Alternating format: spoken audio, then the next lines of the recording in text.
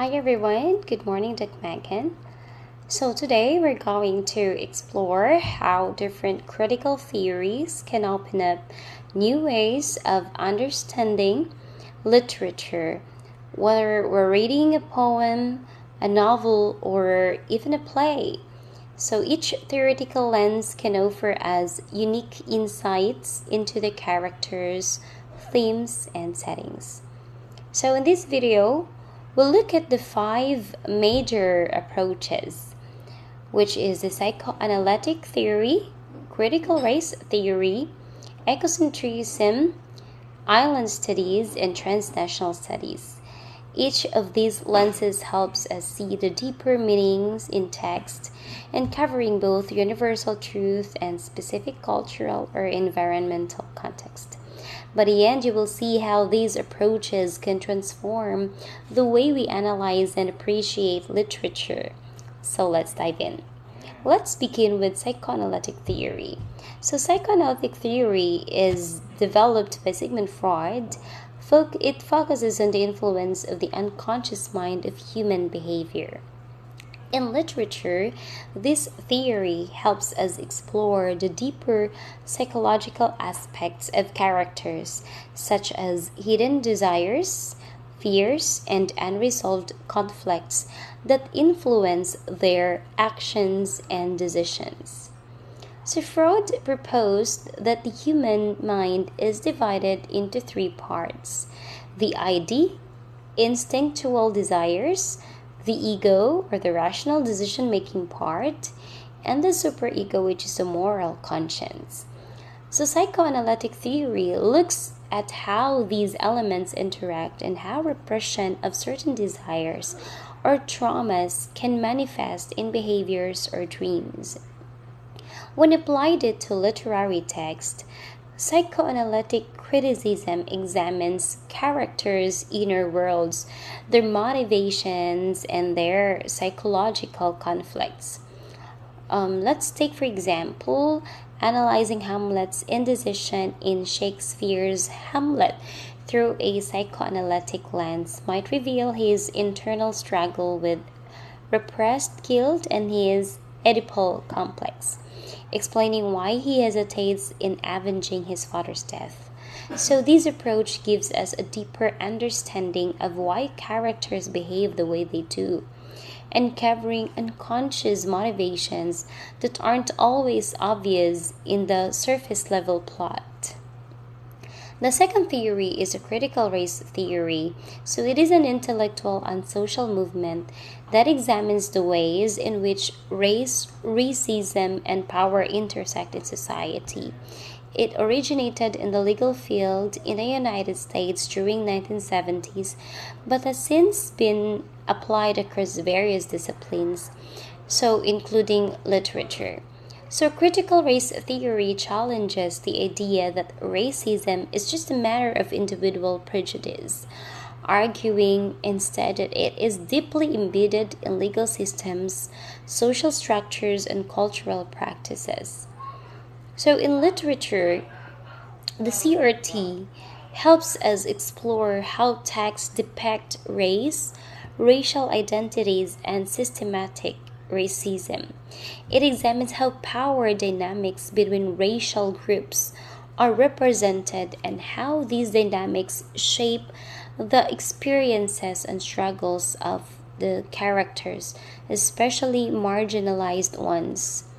CRT is interested in revealing how racism is maintained through norms, laws, and stereotypes, and how it affects the way people are treated or viewed in society. So, for example, in Toni Morrison's beloved CRT there allows us to analyze how the trauma of slavery impacts the characters, particularly African Americans, and how racial oppression continues to affect them long after slavery has ended. So the theory sheds light on how literature can critique or expose racial inequality and how racialized experiences are often central to understanding the text's deeper meanings. So, by using the criticism race theory, we gain a clearer view of how racial issues and histories shape not only individual characters but entire societies, even literature.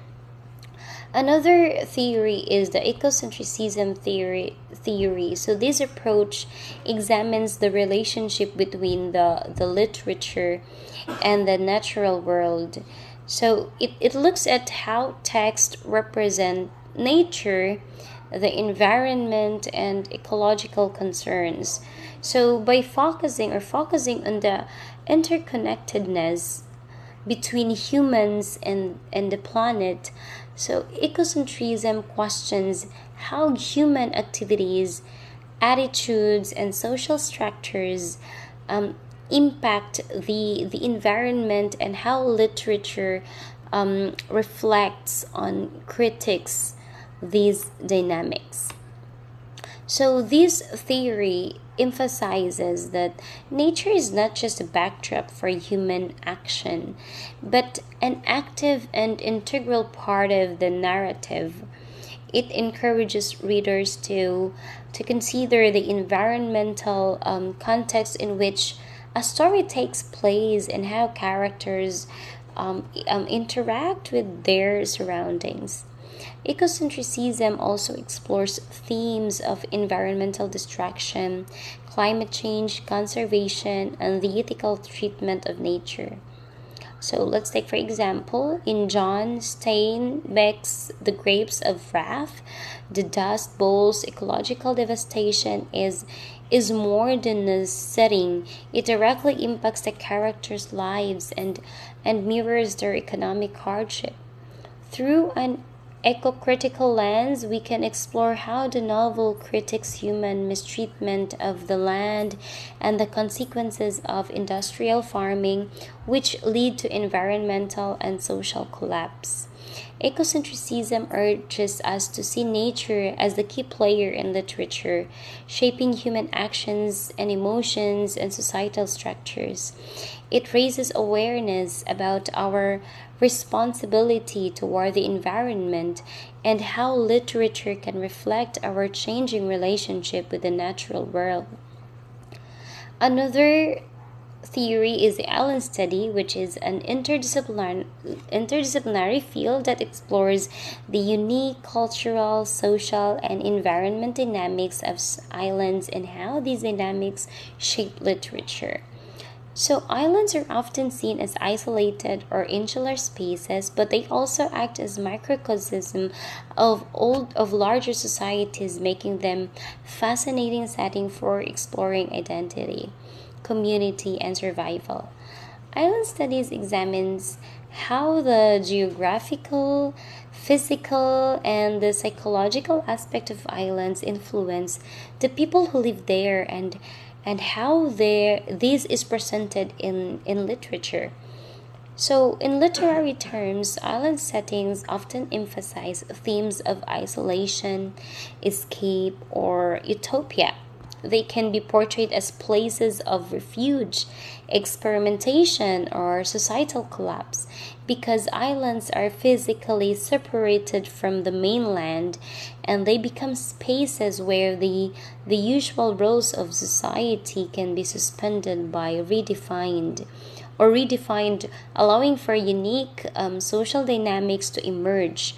So, this isolation can heighten both individual and group conflicts, making islands symbolic spaces for exploring human behavior under pressure.